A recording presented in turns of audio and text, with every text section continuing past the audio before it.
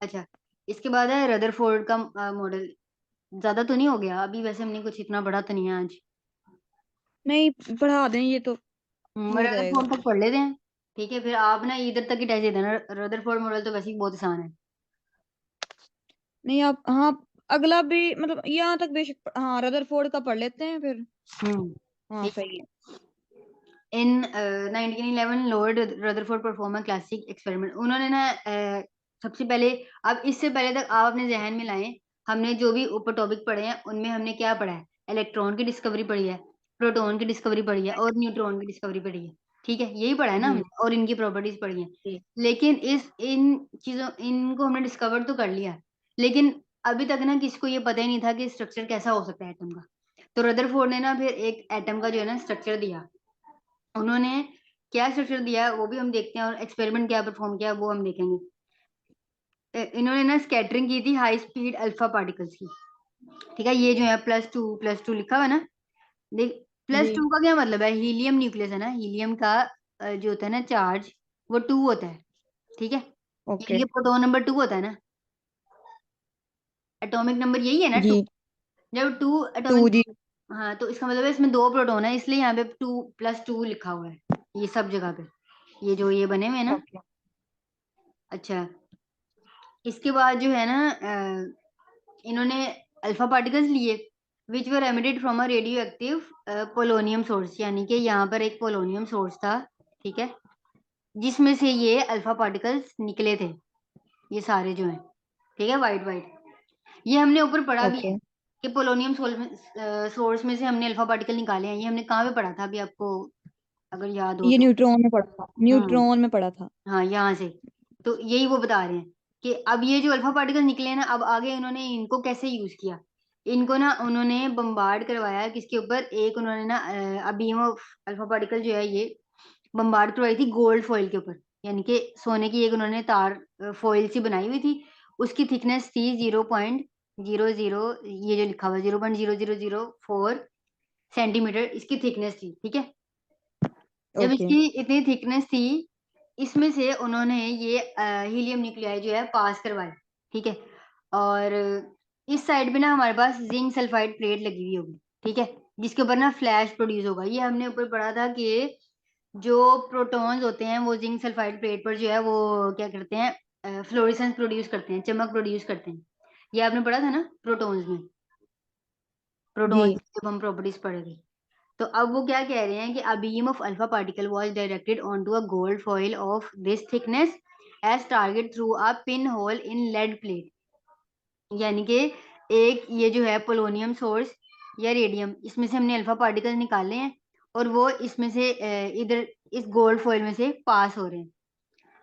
A photographic plate और screen coated with zinc sulfide was used as detector, यानी कि इस साइड पर हमने जिंक सल्फाइड की प्लेट लगाई हुई है। ठीक है, जिसने डिटेक्ट करना है, ओके। इसको हम डिटेक्टर भी कहते हैं।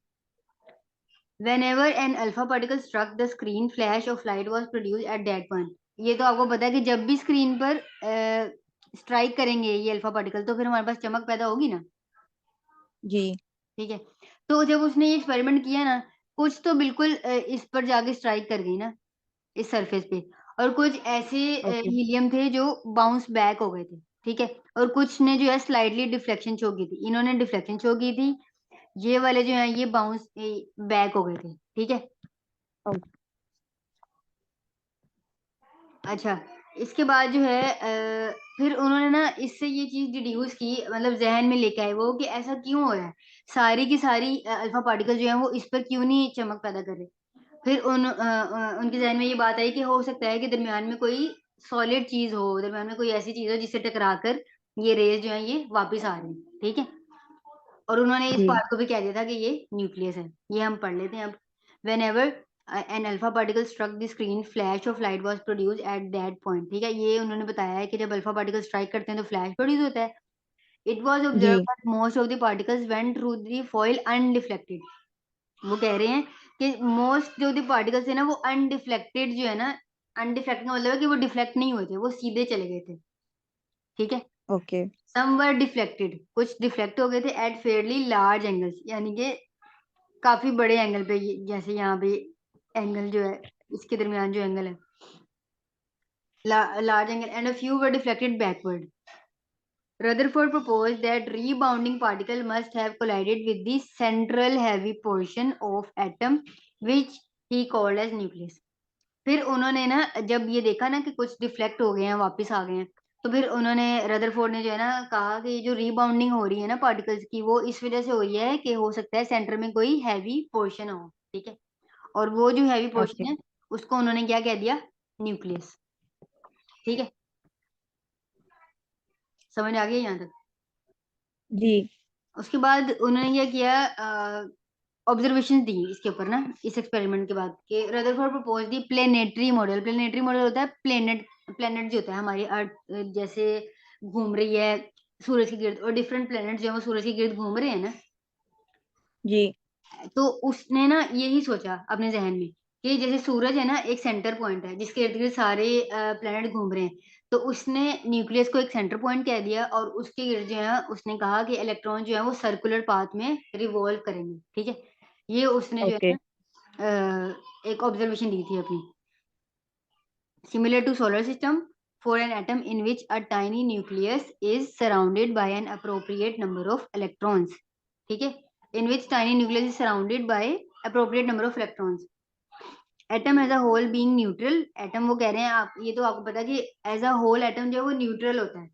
Therefore the nucleus must be having the same number of proton as there are same number of electrons. अब समझ आइए आपको ये जी बात कि जब उसने देखा, उसने कहा एटम तो वैसे एज अ होल जो है वो न्यूट्रल है, तो उसका क्या मतलब है, जी उसके अंदर जो इलेक्ट्रॉन्स हैं और जो प्रोटॉन्स हैं, यानी कि जिनकी वजह से चार्जेस आ रहा है। अब बच्चे यहाँ पे सवाल करते हैं कि न्यूट्रॉन्स क्यों नहीं इक्वल, न्यूट्रॉन्स के ऊपर तो कोई चार्ज ही नहीं है ना, तो उनका तो कंपैरिजन बनता ही नहीं है। कंपैरिजन यहाँ पे हो रहा है पॉजिटिव और नेगेटिव चीज चीज का। अगर जी पॉजिटिव प्रोटॉन ज्यादा होंगे तो ऑब्वियसली फिर एटम के ऊपर पॉजिटिव चार्ज आ जाएगा ना, जबकि ओके एटम जो हमने देखा है कि वो तो न्यूट्रल है। तो फिर उसने इस चीज को सोचते हुए ना ये बात कही कि प्रोटॉन और न्यूट्रॉन जो है वो दोनों इक्वल अमाउंट में हैं, तभी हमारे पास जो है ना ओवरऑल कोई चार्ज नहीं आ रहा एटम के ऊपर, ठीक है, एटम न्यूट्रल कहलाएगा। जी समझ आ गई? जी अब समझ आए In Rutherford's model for the structure of an atom, the outer electron could not be stationary. अच्छा, उन्होंने ये भी कहा था कि जो इलेक्ट्रॉन है ना वो स्टेशनरी नहीं है, वो घूमते रहेंगे। If they were, they would gradually be attracted by the nucleus. उस वजह भी उन्होंने बता दी कि ऐसा ऐसा उन्होंने क्यों कहा था रदरफोर्ड ने कि ये स्टेशनरी नहीं है, ये घूमते रहेंगे। ये उन्होंने इसलिए कहा कि अगर लेट सपोज इलेक्ट्रॉन जो है वो रुक जाते हैं एक जगह पर, अगर वो एक जगह पर रुक जाएंगे तो फिर न्यूक्लियस के अंदर जो प्रोटॉन्स है वो उनको अट्रैक्ट कर लेंगे ना अपनी तरफ, ओके ठीक है। इस वजह से वो कहते हैं कि इलेक्ट्रॉन्स जो है वो स्टेशनरी नहीं होते, वो मूव करते रहते हैं। ये उन्होंने रीजन दी कि इफ देवर, यानी कि अगर वो स्टेशनरी होते, they would gradually be attracted by the nucleus till they ultimately fall into it. Therefore to have a stable atomic structure, इसलिए फिर उन्होंने कहा कि स्टेबल एटॉमिक स्ट्रक्चर के लिए क्या होना चाहिए, the electrons were suppose to be moving, electron जो है वो मूव करते रहे around the nucleus in a close orbit, यानी कि क्लोज पाथ में। The nuclear atom of Rutherford was a big step ahead toward understanding the atomic structure, but the behavior of electron remained unexplained in the atom. वो कह रहे हैं कि ये जो रदरफोर्ड ने मॉडल दिया था ना एटम का, वो एक अच्छा मॉडल जरूर था ये बताने के लिए कि न्यूक्लियस के अंदर जो है प्रोटॉन्स होंगे और न्यूट्रॉन्स होंगे और उनके गिर्द जो है वो इलेक्ट्रॉन रिवॉल्व करेंगे। लेकिन ये जो उन्होंने बात की थी ना सर्कुलर पाथ वाली, ये बात ठीक नहीं थी जी कि इलेक्ट्रॉन जो है सर्कुलर पाथ में मूव करते हैं। क्यों नहीं ठीक थी? उन्होंने आगे रीजन भी बता दिया कि Rutherford planet like picture was electron defective and unsatisfactory because the moving electron must be accelerated toward the nucleus. उन्होंने कहा कि बेशक, जो दूसरे साइंटिस्ट हैं उन्होंने ये बात की कि अगर वो ये बात कह रही है ना कि इलेक्ट्रॉन मूव करते रहें, क्योंकि अगर वो स्टेशनरी हो जाएंगे तो वो अट्रैक्ट हो जाएंगे न्यूक्लियस से, तो उन्होंने कहा अगर वो मूव करें वो तब भी तो अट्रैक्ट हो सकते हैं। तो अगर वो सर्कुलर पाथ में ही मूव कर रहे हैं इलेक्ट्रॉन्स, ये जो है यहाँ पर, जी तो ये तब भी तो न्यूक्लियस की तरफ अट्रैक्ट हो सकते हैं ना। ओके तो उन्होंने, जो दूसरे साइंटिस्ट हैं उन्होंने फिर ये बात कही कि रदरफोर्ड की बाकी बातें ठीक है कि न्यूक्लियस के अंदर जो है प्रोटॉन और न्यूट्रॉन है और इसके गिर्द इलेक्ट्रॉन है, लेकिन इलेक्ट्रॉन जो है वो सर्कुलर पाथ में नहीं रिवॉल्व कर सकते। ये उन्होंने बात जो है ना उसकी इससे इनकार कर दिया था। ठीक है। Okay Therefore, the radius of orbiting electron should become smaller and smaller, and the electron should fall into the nucleus. Thus, an atomic structure, as proposed by Rutherford, would collapse. वो यही बात कर रहे हैं कि क्या हुआ है कि जो रेडियस है ना ऑर्बिटिंग इलेक्ट्रॉन का, अगर तो वो सर्कुलर पाथ में है ना, तब भी रेडियस क्या हो रहा है, स्मॉलर हो रहा है। स्मॉलर क्यों हो जा रहा है, ये देखें, ये ऐसे ऐसे इसके करीब आ ही जाएगा ना। जब करीब ओके आएगा तो न्यूक्लियस, इसका रेडियस कम हो जाएगा। रेडियस क्या होता है, सेंटर से, अगर ये सर्कल है तो सेंटर से यहाँ तक का डिस्टेंस जो है वो रेडियस कहलाता है ना। जी। तो अभी पहले इलेक्ट्रॉन यहाँ था, अब वो इलेक्ट्रॉन जो है वो रिवॉल्व कर रहा है इस तरह इस तरह इस तरह, तो इसका अब देखें अब रेडियस कम हो जाएगा ना, और इस केस में तो और ही कम हो गया है। तो ठीक है। मैम जो डायमीटर होता है, डायमीटर और रेडियस में क्या फर्क होता है मतलब? डायमीटर और रेडियस में क्या फर्क होता है, डायमीटर रेडियस जी का डबल नहीं होता। डायमीटर में क्या होता है, ओके। अच्छा, और जो है हमारे पास इसका ये